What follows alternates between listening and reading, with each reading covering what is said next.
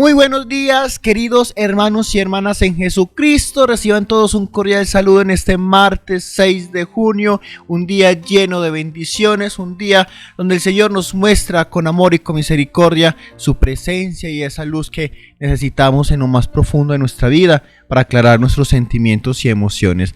Hoy les habla el Padre Julián Rendón, sacerdote misionero anglicano, y hoy les doy la bienvenida a este espacio, Alimento para el Alma, un espacio creado y dedicado para que abramos nuestra mente, para que abramos nuestro espíritu, para que dejemos entrar en lo más profundo de nuestro ser esa presencia del Espíritu Santo, esa presencia de Dios, y conocer verdaderamente cuánto Dios nos ama por medio de la Sagrada Escritura. Por eso yo hoy los invito para que nosotros vamos buscando en la Sagrada Escritura el Evangelio que corresponde para este día. Vamos a buscar el Evangelio según San Mateo, capítulo 9, versículos 32 al 38. Te repito nuevamente, el Evangelio según San Mateo, capítulo 9, versículo 32 al 38. Pero antes vamos a llamar a ese Espíritu Santo, a ese Espíritu que procede en cada momento a nuestras vidas para aclarar nuestra mente, para darnos ese don del discernimiento que necesitamos para entonces entender lo que Dios quiere en nuestros corazones. Iniciemos entonces con alegría en el nombre del Padre y del Hijo y del Espíritu Santo. Amén. Oh Espíritu Santo, amor del Padre y del Hijo, inspírame siempre lo que debo pensar, lo que debo decir, cómo debo decirlo, lo que debo callar, cómo debo actuar, lo que debo hacer, para gloria de Dios, bien de las almas y mi propia santificación. Espíritu Santo, dame agudeza para entender, capacidad para retener, método y facultad para aprender, sutileza para interpretar, gracia y eficacia para hablar. Dame acierto al empezar, dirección al programar y perfección al acabar. Amén. Espíritu Santo, ilumínanos y santifícanos. Espíritu Santo, ilumínanos y santifícanos. Espíritu Santo, ilumínanos y santifícanos. Lectura del Santo Evangelio según San Mateo. En aquel tiempo presentaron a Jesús un endemoniado mudo. Echó al demonio y el mudo habló. La gente decía al mirada: nunca se ha visto en Israel cosa igual. En cambio los fariseos decían: este echa a los demonios con el poder del jefe de los demonios. Jesús recorría todas las ciudades y aldeas enseñando en sus sinagogas, anunciando el evangelio del reino y curando todas las enfermedades, todas las dolencias. Al ver la muchedumbre se compadecía de ella porque estaba extenuada, y abandonada como ovejas que no tienen pastor. Entonces dijo a sus discípulos: la mies es abundante, pero los trabajadores son pocos. Rueguen pues al Señor de la mies que mande trabajadores a su mies. Palabra del Señor, gloria a ti, Señor Jesús. Queridos hermanos y hermanas, en este evangelio que se nos presenta en el día de hoy, dentro de la liturgia de la palabra correspondiente para el 6 de julio, nos va mostrando una realidad muy importante y podremos sacar dentro de esa realidad 3 o 4 elementos muy interesantes. Primer elemento, dice que le presentaron a Jesús un endemoniado mudo y echó el demonio y el mudo empezó a hablar. Queridos hermanos y hermanas, cuando el evangelio nos va mostrando esa persona muda, ese silencio, es de cuántas veces nosotros nos volvemos mudos ante la presencia de Dios, ante las maravillas de Dios, porque estamos contaminados de ese mal, estamos contaminados de ese pecado que nos hace enmudecer ante tantas cosas que se nos presenta de Dios. Podemos tener todos los milagros que queramos, pero nunca podemos o no tenemos la capacidad de ir a anunciar, de dar testimonio de aquello que Jesús ha hecho en nuestras vidas y en nuestros corazones. ¿Cuántos de nosotros estamos mudos porque nos da vergüenza de hablar de ese Jesús? Porque nos da vergüenza de predicar la palabra, porque nos da vergüenza hasta compartir la reflexión que se manda por YouTube con otros hermanos. Y es porque estamos contaminados de ese pecado, porque ese pecado nos va llevando a que actuemos más con las cosas del mundo. Entonces colocamos en nuestros estados, le reenviamos a nuestros amigos cosas absurdas, cosas sin sentido, cosas vanas que saca el mundo, pero para eso sí encontramos gracia y para eso encontramos público. Yo me pongo a mirar, por ejemplo, en YouTube tantas cosas que suben que no tienen sentido, que no le abonan nada a la vida. pero son miles de seguidores, miles de reproducciones.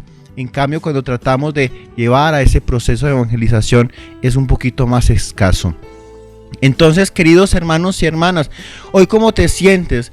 ¿Estás mudo para mostrar ese amor y esa misericordia y esa autoridad de Jesús? ¿O has tenido esa capacidad de convertirte en profeta para ir a anunciar el nombre de Dios, de ir a anunciar ese reino que está en medio de nosotros? Y entonces dice que los fariseos entonces decían que Jesús echaba a los demonios con el poder de los jefes de los demonios. Una cosa tan ilógica, una cosa tan incoherente, queridos hermanos y hermanas. Y es porque a veces todo lo que hace Jesús en nuestra vida, todo lo que Jesús hace en el mundo entero, para nosotros es como que nos estorbara. Aunque no creo con los suscriptores que tenemos, porque de cierta manera van buscando esa presencia de Dios. Pero en realidad el mundo le molesta lo que Jesús hace en el mundo entero.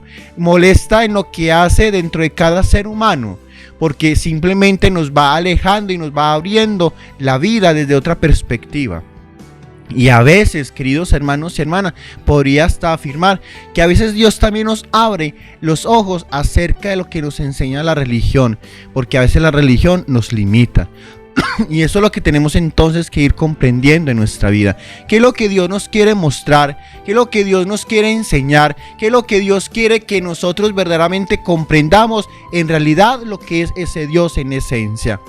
Es lo que nos han enseñado por siglos de los siglos, y que no se puede cuestionar todo aquello que se nos ha dado desde la revelación, o simplemente también es cómo experimentamos a ese Dios en nuestro corazón.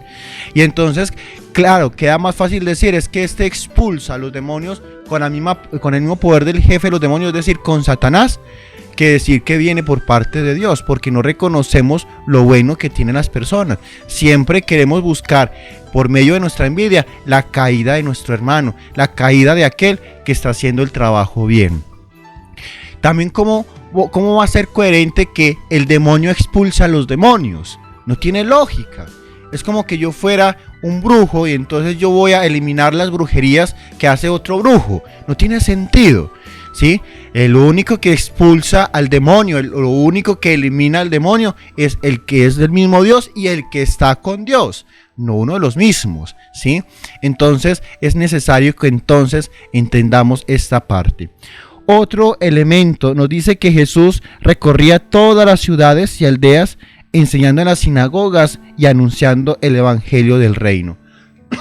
Hoy aquí nos coloca entonces, queridos hermanos y hermanas, una realidad que les he hablado mucho acerca de la coherencia. Es decir, lo que tengas en tu intelecto, lo que has aprendido por medio de los libros, lo que has aprendido por medio de tantas conferencias que escuchas, eso mismo tiene que ir a enseñar a los diferentes pueblos, a las diferentes personas, hasta tu propia familia, para construir entonces el evangelio del reino. Muy claro dice la palabra, ¿cierto? Entre más les he dado, más les exigiré, porque tenemos que dar más frutos, porque tenemos que mostrar en realidad lo que es esa presencia de Dios en nuestras vidas y en nuestros corazones. No nos podemos quedar quietos, no nos podemos quedar como lámpara debajo de la cama. Tenemos que hacer accionar, tenemos que ir a llevar en práctica todo lo que hemos aprendido, todo lo que predicamos, todo lo que tenemos en nuestro cerebro como información. Y entonces luego nos dice que él iba sanando a medida que iba pasando por todas estas ciudades de sus enfermedades y de sus dolencias, porque veía a una comunidad extenuada y abandonada como ovejas sin pastor. Y me preocupa tanto, queridos hermanos y hermanas, esta realidad, porque a veces dentro de nuestras divisiones, dentro de las discusiones que hay entre las mismas dentro de las distintas diferencias de instituciones religiosas, más bien, casi que no cuadro la idea, a veces nos ponemos dividiendo, pero nunca nos ponemos entonces en esa función de trabajar verdaderamente para anunciar el reino de Dios. Entonces a veces me pasa de que entro a una comunidad, a cierto sitio, porque no tienen acompañamiento de un sacerdote romano, entonces entro a hacer el acompañamiento como sacerdote anglicano, entonces empieza a haber problemas, porque entonces ahí el sacerdote romano sí empieza a bajar y entonces empieza de nuevo a dejar una comunidad sin pastor, porque simplemente acude una o dos veces y vuelve a abandonarlos. No de todos los casos, porque hay sacerdotes romanos muy comprometidos, hay sacerdotes romanos muy santos, hay que decirlo. Pero lo importante, querido hermano y hermana, es no dejar una comunidad sin pastor. Es decir, hay hermanos sacerdotes que les toca parroquias gigantes que tienen infinidad de barrios, infinidad de veredas, que no da abasto con todo el trabajo que hay, y menos en tiempos de pandemia. Pero entonces dejemos trabajar a otros. Porque entonces vamos a desechar un pastor que también está hablando en nombre de la palabra de Dios, llevando a Jesucristo a esa perfección de vida, aunque hayan diferencias, pero lo estamos llevando todos a Jesucristo. Entonces aquí es necesario comprender también entonces que hay que dejar de cierta manera esos celos que nos van representando como instituciones religiosas para permitir que otros ayuden a la construcción del reino. El problema del ser humano y el problema de las instituciones religiosas es que nos hemos apoderado en una supuesta verdad absoluta. Es decir, que en esta institución religiosa soy el que tengo la verdad, en esta institución entonces los que están acá se van a encontrar con la salvación. Y es falso. El único que tiene esa verdad absoluta es Jesús. El único que tiene la capacidad para dar salvación es Jesús. Ningún pastor, ni ningún sacerdote, ni ningún obispo tienen esa capacidad para garantizarle a un feligrés esa posibilidad de encontrar la salvación o no. Solamente es Jesús el que conoce el corazón de cada uno de nosotros. Entonces no podemos seguir enceguecidos en esa perspectiva. Porque cuántas veces se ha desfigurado en la revelación divina. No estoy diciendo que lo que han enseñado algunas instituciones religiosas está incorrecto, pero cuántas veces tienen aplicaciones de esa verdad que se le agrega un poquito desde la parte humana. Recuerdo mucho cuando estaba en la universidad y estaba viendo teología, entonces el docente estaba explicando acerca de que la iglesia tiene la verdad absoluta, y intervengo yo porque nunca he estado de acuerdo con esa postura, porque así pasaba con la religión judía. Cuántas posturas, cuántas leyes y cuántas circunstancias doctrinales tenían, porque supuestamente se los había revelado los profetas y se lo había revelado Yahvé. Y llega Jesucristo y dice que no es necesario eso para estar dentro de un seguimiento correcto de la fe. Eso mismo nos pasa a nosotros los cristianos, queridos hermanos y hermanas. Mucha parte de la moral, mucha parte del adoctrinamiento que hay de la misma liturgia está compuesta por los ideales del ser humano. Pero entonces nos vamos alejando entonces de esa realidad. Y pasa lo que dice entonces al final del Evangelio. Entonces dijo a sus discípulos: la mies es abundante, pero los trabajadores son pocos. Rueguen pues al Señor de la mies que mande trabajadores a esa mies. Queridos hermanos y hermanas, y a veces entonces por esas directrices que tenemos estamos dejando ir vocaciones que verdaderamente tienen ese sentido de para evangelizar. Cuando yo estaba en el seminario romano me parecía a veces como un poquito incómodo viendo que habían muchachos que eran casi santos. Es que uno decía, yo qué estoy haciendo en este seminario si estos compañeros son muy buenos. Pero por una milésima en la nota final del semestre lo sacaban que porque no cumplieron con el mínimo promedio para estar en el seminario de la parte académica. Es decir, a veces es más importante tener sacerdotes adoctrinados, teólogos e intelectuales, y tener verdaderamente sacerdotes enamorados de Jesús. Y esto nos tiene que poner a tambalear un poquito, queridos hermanos y hermanas. Y en Colombia, que hay tantas vocaciones, entonces las vamos desechando porque hoy me miro rayado, porque no me cuadra, porque es que esto y es porque aquello. No, señores y señoras, es que Cristo nos ha llamado y Él sabe por qué nos ha llamado. Y entonces, obviamente, hay que hacer un discernimiento. pero no por cualquier cosa tan simple como una milésima de conocimiento, sacar a este trabajador para venir a trabajar en esta mies. Yo recuerdo y hablaba esta semana con uno de los suscriptores de que me felicitaba por las reflexiones que había hecho durante esa semana, y entonces yo le decía, y eso que a mí me decían los sacerdotes o en los seminarios romanos, de que yo no tenía vocación. Me decía, pues están muy equivocados porque se te nota esa pasión con la que haces todo este proceso de evangelización. Entonces, queridos hermanos y hermanas, si el hombre te cierra una puerta, no te preocupes porque Dios te está abriendo 1000. Busca donde te aceptan con tus talentos, con tus defectos, con tus cualidades, con tus cosas. Y entonces podamos verdaderamente construir ese reino de los cielos que estamos llamados para realizar. Recuerda que la mies es mucho y los trabajadores son pocos. Haz parte de ese proceso de trabajador. No necesariamente tienes que ser desde un sacerdote, ni desde un diácono o desde una religiosa, no. Desde tu mismo laicado, desde ese compromiso de ser bautizado, puedes hacer mucho para la iglesia, para el reino de los cielos. Por eso la iglesia anglicana siempre se le da una parte muy importante de participación a los feligreses hasta en la toma de decisiones.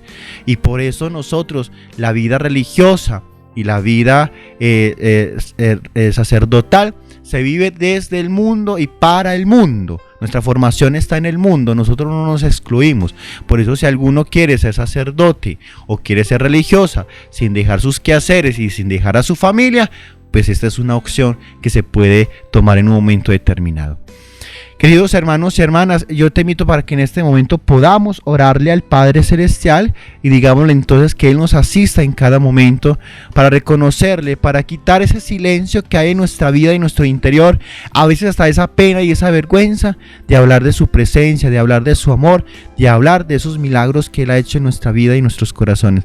Que sea ese Padre Celestial que en cada momento nos vaya limpiando nuestro ser, limpiando nuestro corazón para trabajar verdaderamente para ese reino de los cielos, a lo cual nos está llamando todos los días de nuestra vida. El Señor esté con ustedes. Y la bendición de Dios Todopoderoso, Padre, Hijo y Espíritu Santo, descienda sobre ustedes y los acompañe para siempre. Amén. Queridos hermanos y hermanas, recuerda ser feliz todos los días, porque Dios te está expulsando aquello que te roba esa felicidad. Recuerda compartir este canal, compartir también todas esas reflexiones. Es una forma de evangelizar también tuya, es una forma de quitar esos demonios que te enmudecen, esa parte espiritual, para contar las hazañas del Padre Celestial. Y recuerda que los llevo en mi corazón, en mis oraciones, y también que espero que ustedes hagan lo mismo por mí, por ese servidor que también es pecador. Que el Señor me los bendiga y un feliz martes para todos.